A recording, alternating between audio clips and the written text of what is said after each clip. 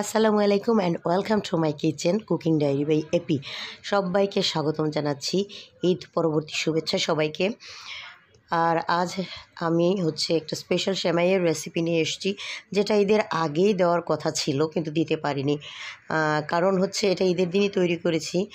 আর মানে বছরের পর বছর তৈরি করার পরেও ভিডিও করার লোক পাইনি, আর তাই তৈরি করেও আমি এই ভিডিওটা আপলোড দিতে পারিনি।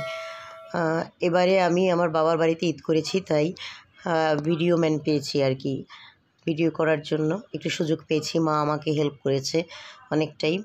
তো প্রথমেই দেখলেন যে কিছু বাদাম আমি কাজু এবং আমন্ড বাদাম আমি কেটে নিয়েছি কুচি করে।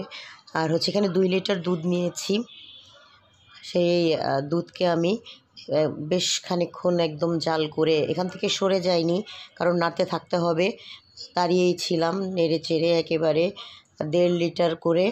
তারপরে আমি কনডেন্সড মিল্ক দিয়েছি, পুরো একটা কনডেন্সড মিল্ক দিয়েছি, কারণ এক্সট্রা চিনি তো এখানে ইউজ হবে না, শুধু কনডেন্সড মিল্কের চিনিটাই। আর কনডেন্সড মিল্ক দিলে এটা একটু ঘনও হয়, ভালোও লাগে খেতে। ভিডিওতে এখন অর্ধেকটা দেখছেন, বাকি অর্ধেকটা দিয়ে ফেলেছি। আর আমি দেশি গরুর দুধ দিয়ে করছি এটা। তারপরে কনডেন্সড মিল্ক অ্যাড করেছি, সামান্য একটু লবণ দিব। এখানে নিয়েছি দারুচিনি, এলাচ, কেউ চাইলে তেজপাতাও দিতে পারেন। মুখ ফাটিয়ে রাখা কয়েকটা এলাচ দিয়ে দিলাম, আর কয়েক টুকরো দারুচিনি দিয়ে দিব জাস্ট। এই মশলা।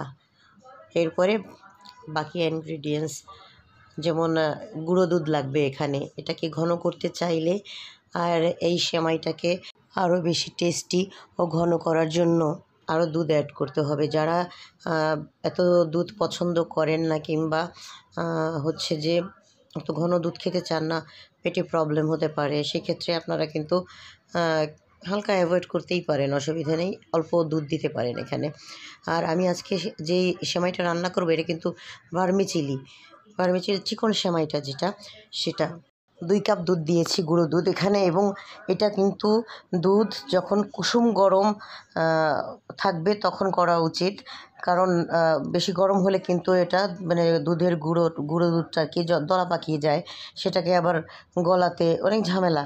তো দুধটাকে আমরা তো আগে প্রথমে ভালো করে জাল করে নেব, কমিয়ে নিয়েছি, তখন তো আসলে ভীষণ গরম থাকে। আর তারপর আমি কি করেছি, চুলাটা বন্ধ করে দিয়ে অনেকটা সময় পরে যখন কুসুম গরম হয়েছে, তখন আমি এই গুঁড়ো দুধ অ্যাড করেছি।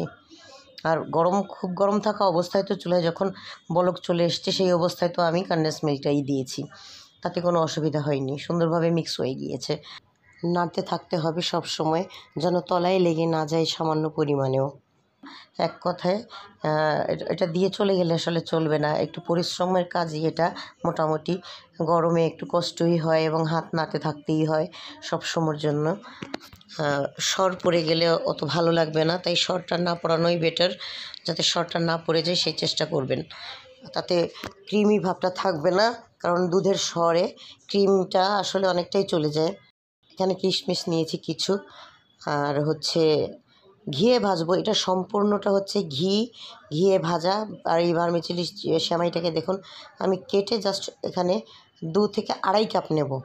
আমি যেহেতু ঈদের জন্য করছি, একটু বেশি পরিমাণে নিচ্ছি। আপনারা 1 কাপ করতে চাইলে সেখানে দুধের পরিমাণ কমিয়ে দেবেন, সব কিছুই কমিয়ে দেবেন। এখানে ঘি দিয়েছি আমি 2 টেবিল চামচের মতো ঘি দিয়েছি। আমি কিশমিশটাকে ভেজে নেব। আর সবচেয়ে বড় কথা যে যখন ঘি দেবেন, ঘি কিন্তু খুব তাড়াতাড়ি পুড়ে যায়, উবে যায়, ঘি এবং বাটার, এটা মনে রাখবেন।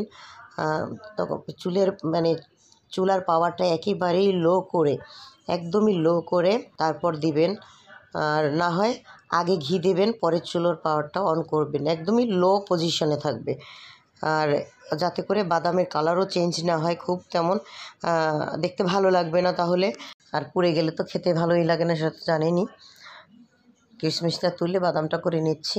গ্রামে এসে হাতের কাছে যে কড়াই হাঁড়ি পাচ্ছি, তাতেই রান্না করছি। আর প্রথম থেকে চুলার পাওয়ার মিডিয়ামে ছিল দুধ যখন জাল করেছি। তারপরে এখন কমিয়ে দিয়েছি, আবার যখন দুধে সেমাই দেব মিডিয়াম করে নেব। তো এটা তোলা হয়ে গেলে এখানে আমি আরেকটু ঘি অ্যাড করে সেমাইটা ভেজে নেব। সেমাইটা ভেজে নিলে কিন্তু অনেকটাই কমে আসবে। আমি এখানে আসলে কেটে নিয়েছি কী জন্য বলি, হাত দিয়ে ভেঙে নিলেই পারতাম, কিন্তু সেটার আসলে সাইজটা সুন্দর হতো না, দেখতেও ভালো লাগতো না, একটু অড লাগতো। কোনোটা লম্বা বেশি, কোনোটা ছোট, এরকম একটা মানে ব্যাপার হয়ে যেত। তো এখানে যদি আমি একটা সাইজে কেটে নিই, আপনার মাপ দিয়ে আর কি একটা কাপে আপনি মাপতেও আপনার সুবিধা হবে, এসব কিছুতেই সুবিধা হবে, দেখতেও ভালো লাগবে। তো আমি এবারে দুধের মধ্যে এটাকে দিয়ে দিচ্ছি, মানে সেমাইটাকে। দেখুন সুন্দর করে ঘিয়ে ভাজা হয়ে গিয়েছে। আর ঘিয়ে ভাজার বা এটার ভাজার মানেটাই হলো যে একটার সঙ্গে একটা লেগে এটা আঠালো না হয়ে থাকে। এই যে সেমাইটা পুরোটাই দেখবেন যে আলাদা আলাদা হয়ে আছে, এবং আঠালো, টোটাল ভাবটা আঠালো হলেও মানে সেমাইগুলো একটার সঙ্গে আরেকটার গায়ে লেগে থাকে না। গলার অবস্থা এখনও সেই একই। আমি জানি না, 2 মাস হয়ে গেল আমার গলা ভালো হচ্ছে না। আর একবার বসে গেলে তা 1.5 মাস, 2 মাস, 3 মাস থাকে। আপনারা ভাবছেন যে এখন রেসিপি দিয়ে কী করবেন, আসলে রেসিপিটা সবসময়ের জন্যই কাজে লাগে। আর এই সেমাইটা এত স্পেশাল একটা সেমাই, এটা আমরা সবসময় কিন্তু ঈদ আসলেই যে খাই সেটা নয়, মাঝে মাঝে নিজেরাও বাসায়ও খাওয়া হয়। আর বাসায় গেস্ট আসে, গেস্টদের জন্য করা হয়।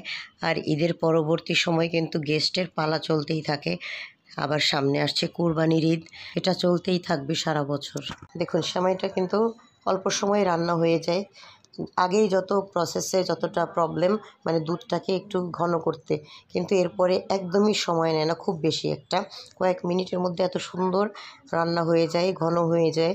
যদি আপনারা চিনি আরও কম খেতে চান, কনডেন্স মিল্কটা একটু কমিয়ে দিতে পারেন। আমি 1 ক্যান দিলাম, গ্রামে যা পেয়েছি আর কি সেই কনডেন্সড মিল্কটা ইউজ করেছি, যেমন পাওয়া যায় আর কি। এখানে আপনারা চাইলে আরও অন্যান্য বাদাম এবং চেরি কুচিও ইউজ করতে পারেন, দেখতে খুব কালারফুল লাগবে, ভালো লাগবে। অনেক মজার এই সেমাইয়ের রেসিপিটি যদি কারো ভালো লাগে আর উপকারে আসে, তবে অবশ্যই লাইক, কমেন্ট, শেয়ার করবেন এবং সাবস্ক্রাইব করবেন চ্যানেলটি। সবাই ভালো থাকবেন, সুস্থ থাকবেন। আজ এ পর্যন্তই। আল্লাহ হাফেজ।